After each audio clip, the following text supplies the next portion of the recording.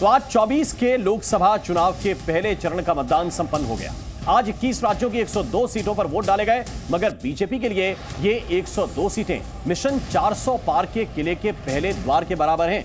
और ये पहला द्वार मजबूती से पार करना बीजेपी के लिए क्यों खास है, इस रिपोर्ट में आपको दिखाते हैं।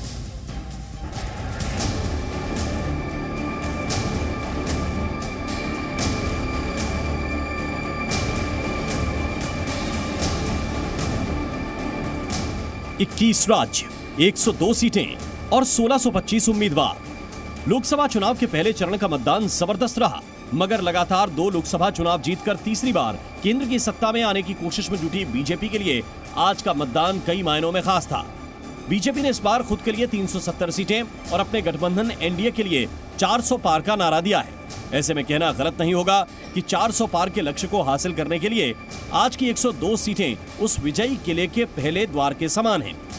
दरअसल आज जिन राज्यों में मतदान हुए उनमें तमिलनाडु की सभी 39 सीटें भी शामिल हैं। पिछली बार 2019 के लोकसभा चुनावों में बीजेपी दक्षिण के इस राज्य का दुर्ग भेदने में कामयाब नहीं हो पाई थी, यानी बीजेपी को एक भी सीट नहीं मिली थी।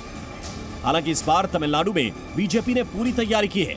साथ ही अन्नामलाई भी बीजेपी के लिए उम्मीद की किरण के तौर पर नजर आ रहे हैं, मगर आखिरी नतीजे तो 4 जून को ही मालूम पड़ेंगे।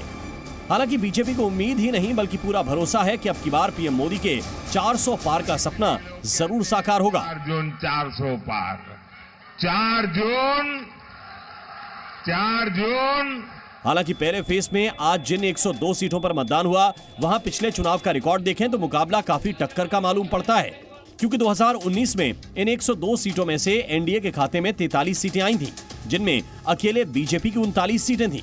वहीं आईएनडीआईए गठबंधन में शामिल दलों को 48 सीटें मिली थीं, जिसमें डीएमके के 24, कांग्रेस के 14, सीपीआईएम ने 2 और एसपी ने भी 2 सीटें जीती थीं, जबकि अन्य पार्टियों के हिस्से में 6 सीटें आई थीं।